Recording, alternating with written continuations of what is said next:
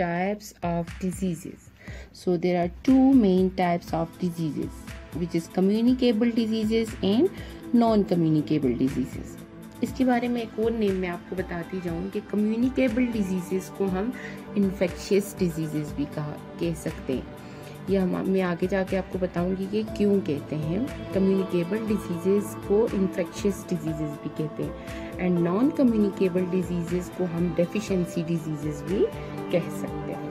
सो अब हम देखते हैं दोनों में डिफरेंस क्या है। सो फर्स्टली हम देखते हैं non communicable diseases can not be transmitted from one person to another. Means non communicable diseases, जैसे कि कम्युनिकेबल का क्या मतलब है, एक दूसरे के इंटरेक्शन को कहते हैं, एक दूसरे के साथ कम्युनिकेट करने को कहते हैं, उसी से ये वर्ड भी निकला हुआ है कम्युनिकेबल। मीन्स जो एक पर्सन से दूसरे पर्सन की तरफ ट्रांसमिट ना हो सके डिजीज और किसी डेफिशिएंसी की वजह से काज हो जाए, तो वो क्या होती है, नॉन कम्युनिकेबल डिजीज होती है, जिसको हम डेफिशिएंसी डिजीज भी इसीलिए कहते हैं। जिस तरह मैं आपको यहीं पे एग्जांपल दूंगी, genetic diseases such as diabetes, sickle cell.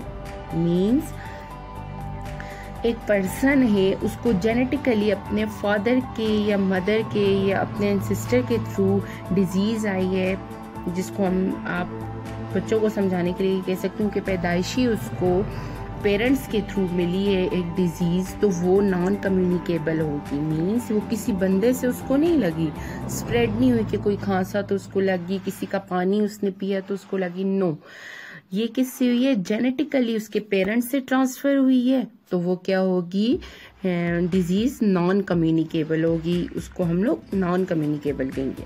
फिर हम इसे डेफिशिएंसी डिजीज क्यों कहते हैं। फॉर एग्जांपल, आपकी बॉडी में विटामिन ए की डेफिशिएंसी होगी है, ए की, तो वो क्या डेफिशिएंसी कहते हैं, कमी को।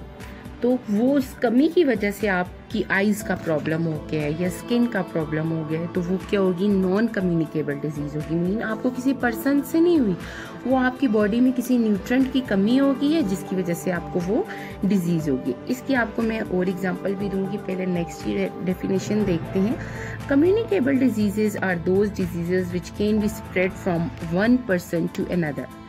वो डिजीजेज जो एक बंदे से दूसरे बंदे तक ट्रांसमिट हो सकें, वो क्या होती हैं, कम्युनिकेबल डिजीजेज होती हैं, जिनको हम इन्फेक्शियस डिजीजेज भी कहते हैं। इन्फेक्शन से लफ्ज लिखे, मीन्स वो इन्फेक्शन भी होता है उसमें। सो एग्जांपल क्या है, parasite such is called a step throat. समझ आ गई आपको कि नॉन कम्युनिकेबल एंड कम्युनिकेबल में ये डिफरेंस है कि नॉन कम्युनिकेबल जो है वो एक पर्सन से दूसरे पर्सन में ट्रांसमिट नहीं होती, वो या तो हमें जेनेटिकली पेरेंट्स से मिलती हैं, या तो वो किसी चीज़ की, किसी भी न्यूट्रेंट की हमारी बॉडी में डेफिशिएंसी हो जाए, उसकी वजह से डिजीज हो जाती है। जबकि कम्युनिकेबल वो होती है जो एक पर्सन को हुई है, उससे दूसरे पर्सन में ट्रांसफ़र हो जाए। अब हम देखते हैं वो कैसे ट्रांसफ़र होती है और इनकी और हम लोग वो भी देखते हैं एग्जाम्पल। नेक्स्ट फर्स्ट हम देखते हैं कम्युनिकेबल डिजीजेस की एग्जांपल्स को। पहले डिजीज, फर्स्ट डिजीज कम्युनिकेबल कौन सी है, इन्फेक्शियस, मींस जो एक पर्सन से दूसरे पर्सन में स्प्रेड हो सकती है। Number 1 cholera. कॉलरा किसको कहते हैं, हैजे को। एक पर्सन से है तो ये किससे ट्रांसफर होती है, फूड और वाटर से। कंटामिनेटेड मीन्स जिसमें कोई जर्म्स होते हैं, उसके थ्रू कॉलरा जब हैज़ा होता है तो वो एक बंदे से दूसरे बंदे को उसी फूड और वाटर से ट्रांसफ़र हो सकता है। इसी तरह टाइफाइड, वो भी क्या होता है, स्प्रेड हो सकता है, कम्युनिकेबल है एक पर्सन से दूसरे में। फिर इसी तरह हेपेटाइटिस, जॉन्डिस, वो भी स्प्रेड हो सकता है एक पर्सन से दूसरे में, जिसको हम हेपेटाइटिस को या कान भी कहते हैं, टाइफाइड को बड़ा बुखार भी कहा जाता है। इसी तरह इन्फ्लुएंजा, जिसको फ्लू कहते हैं हम, जुकाम, वो भी एयर के थ्रू एक पर्सन से दूसरे पर्सन में ट्रांसफ़र हो सकते हैं। जैसे कि हम लोग कोई स्नीजिंग या कफिंग, खांसी वगैरह से हम लोग एक छींकने से एक पर्सन से दूसरे पर्सन में एयर के ड्रॉपलेट्स के थ्रू ट्रांसफ़र हो सकता है। इसी तरह नेक्स्ट है ट्यूबरक्लोसिस, जिसको टीबी भी बोलते हैं, ये भी एयर के थ्रू ट्रांसफ़र हो सकती है। नेक्स्ट है मलेरिया। मलेरिया भी इसी तरह मॉस्किटो बाइट से होता है, तो ये भी एक पर्सन से दूसरे पर्सन में ट्रांसफ़र हो सकता है। ज़रा मॉस्किटो एक ही पर्सन को तो नहीं काटता ना, बाइट नहीं करता, बाकियों को भी करता है, तो फिर वो ये स्प्रेड हो सकता है। नेक्स्ट है टेटनस। टेटनस भी है with wound expose to dust और rusted item.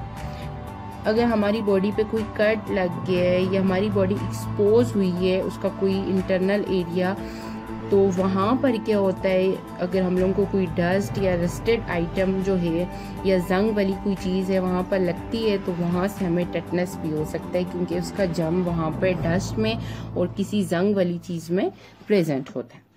So I hope आपको कम्युनिकेबल की अच्छे से समझ आ गई होगी कि ये वो डिजीजेस होती हैं जो एक पर्सन से दूसरे पर्सन में ट्रांसफर हो सकती हैं। They are caused by micro organism enter the body. Micro organism food, water, air, mosquito के थ्रू हमारी बॉडी में इंटर होता है। नेक्स्ट एग्जांपल्स देखते हैं हम नॉन कम्युनिकेबल डिजीजेस की। जैसे हमने कहा ना कि ये किसी भी डेफिशिएंसी की वजह से होता है, ये हमें पेरेंट्स से इनहेरिटेड होता है।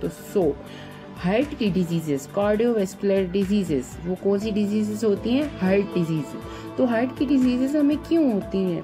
देखें, हम कहते हैं ना इसका कोलेस्ट्रॉल लेवल हाई हो गया, मींस तो वो क्या हुआ, एक न्यूट्रिएंट की फैट होता है, कोलेस्ट्रॉल फैट से रिलेट करता है, तो उसकी जो क्वांटिटी हमारी बॉडी में रिक्वायर है उससे ज़्यादा हो जाती है या कम हो जाती है, तो हमें हार्ट का प्रॉब्लम होता है। इसी तरह डायबिटीज़, फिर हमें ये डायबिटीज़ में भी शुगर का लेवल, ग्लूकोज का लेवल हमारी बॉडी में ज़्यादा या कम हो जाए तो वो फिर हम लोगों को डायबिटीज़ होती है। तो ये भी कौन सी होगी? नॉन कम्युनिकेबल, क्योंकि ये एक पर्सन से दूसरे पर्सन में नहीं हो रही। इसी तरह क्रोनिक रिस्पायरेटरी डिजीजेस, जो रिस्पायरेटरी डिजीजेस को भी हम लोग नॉन कम्युनिकेबल कहेंगे। कुछ ऐसी जो कि लोगों को स्मोकिंग से होती हैं, वो स्वेयर किस्म की डिजीज़ होती है, तो वो क्या स्मोकिंग से हो रही है, ना कि वो हम लोगों को किसी पर्सन से हो रही है। वो हम स्मोकिंग के थ्रू जो है हम अपने जो लंग्स हैं उनको बहुत ख़राब कर देते हैं। नेक्स्ट है कैंसर।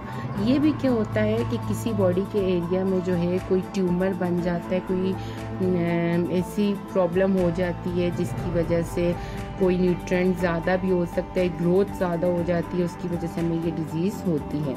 तो ये क्या है? नॉन कम्युनिकेबल डिजीजेज हैं जिसमें अफेक्ट कर जाते हैं हमारे लिवर को, हार्ट को, किडनीज को या अदर ऑर्गन्स को।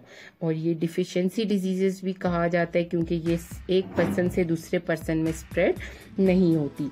इनको हम प्रिवेंट कैसे कर सकते हैं, इनसे बच कैसे सकते हैं डेफिशिएंसी डिजीजेस से?